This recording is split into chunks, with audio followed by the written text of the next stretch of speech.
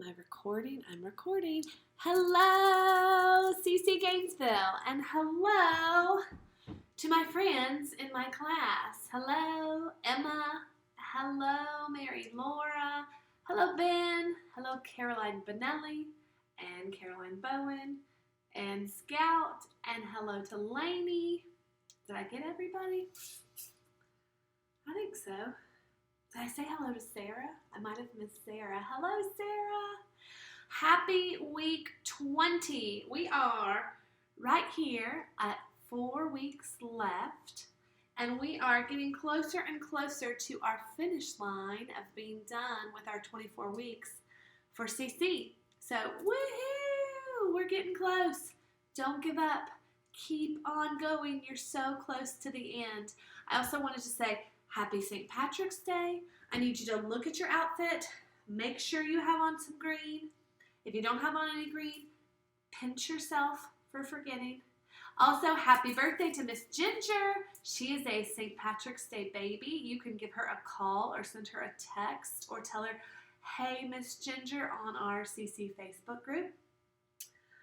Let's get started on CC Week 20. This is my second time recording our new grammar, so you'll see some erasures where I already erased some things, but we'll get it. We'll go through it and we'll get it all. So I just wanted to tell you guys, make sure you're still practicing all your new grammar. Make sure you are, especially if you're close, maybe you're getting close to mini memory master on history or Latin or geography. Don't give up. Maybe be a little bit grateful that we have a little more time. Maybe some things got canceled in your week this week, which is a bummer.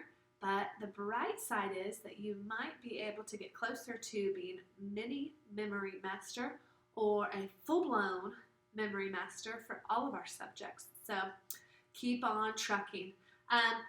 When we do our board today and our new grammar, I won't really know whether you watch this video.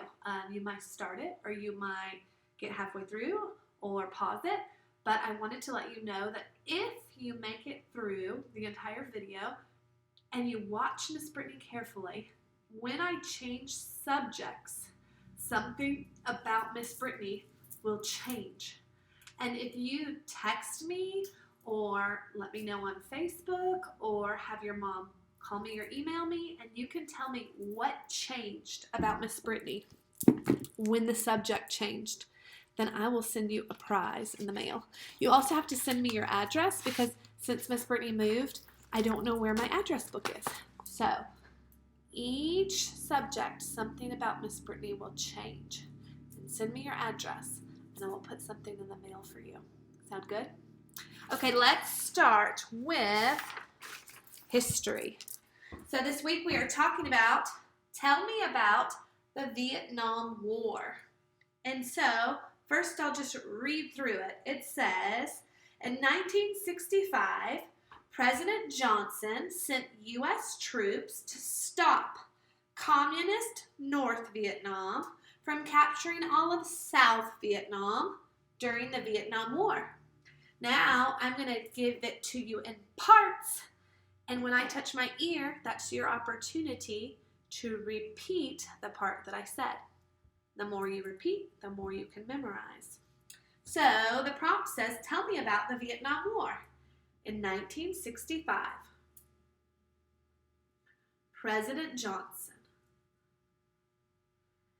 sent U.S. troops to stop communist North Vietnam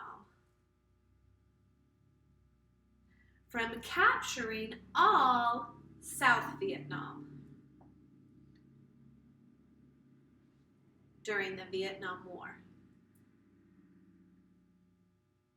Okay, let's try it again in bigger chunks. In 1965, President Johnson sent U.S. troops. You try it. To stop communist North Vietnam from capturing all of South Vietnam during the Vietnam War. Great. Let's add some hand motions while we practice our sentence. So we'll touch our watch for like time. In the prompt says, tell me about the Vietnam War.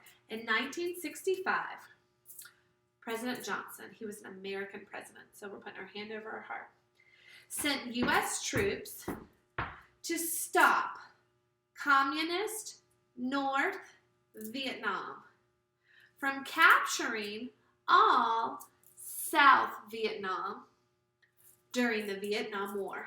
We use these war hands a lot to signify war. All right, let's try that one more time. Tell me about the Vietnam War. In 1965, President Johnson sent U.S. troops to stop communist North Vietnam from capturing all South Vietnam during the Vietnam War. Let's turn on our song and let's see if we can do it with our song and with our hand motions. Let's see how talented we can be. Let's go history, and then let's go week 20. We're getting down to the wire. Week 20. Tell me about the Vietnam War. In 1965, President Johnson sent U.S. troops to stop communist North Vietnam from capturing all of South Vietnam during the Vietnam War.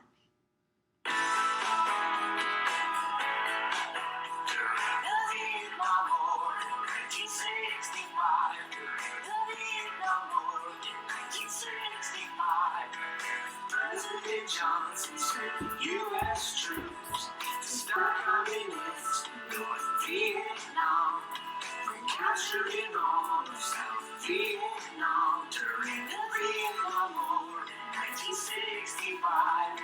The Vietnam War in 1965. President Johnson sent. You got it? That's your history for this week. Keep practicing it. Let's talk about English, okay? English this week is an appositive. That might be a word you've never heard before. Can you tell me an appositive? An appositive is a noun or pronoun directly beside another noun that explains or identifies it. So you can see where I've erased some of our definition. Let's go through it again, and then I'll give you a break, some pauses, to see if you can fill in where I've erased. An appositive. An appositive is a noun or pronoun directly beside another noun that explains or identifies it. Start again. I'm going to give you a chance to fill in the blanks on an appositive. An appositive is a what? Did you say noun? A noun or what was that other word? Pronoun. Do you remember where it sits? Directly beside another noun that explains or identifies it. All right, let's try it again. This time let's use our super whisper voice. You might be able to whisper it so quietly that someone next to you can't even hear you. Are you ready? An appositive is a noun or pronoun directly beside another noun that explains or identifies it. Did you get them? Were you so quiet that the person next to you didn't hear? Let's try another voice. Let's try our robot voice. Are you ready? You've got to turn on your robot. Beep, bop, beep, bop, beep. Robot arms. And appositive is a noun or pronoun directly beside another noun that explains or identifies it.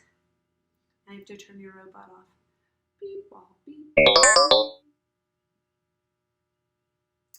Keep working on your appositive definition. Try and get it memorized. Maybe you're close to being a memory master on English. Let's talk about math. So in math this week, we are talking about the circumference of a circle. And the circumference is this outer edge of the circle.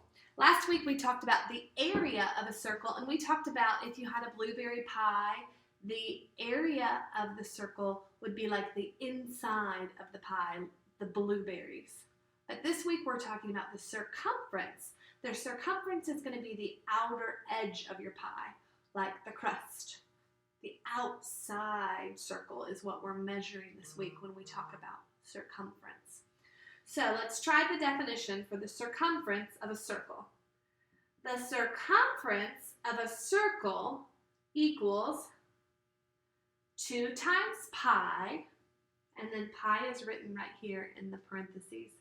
It's a long number, but if we shorten it, we often shorten it to 3.14.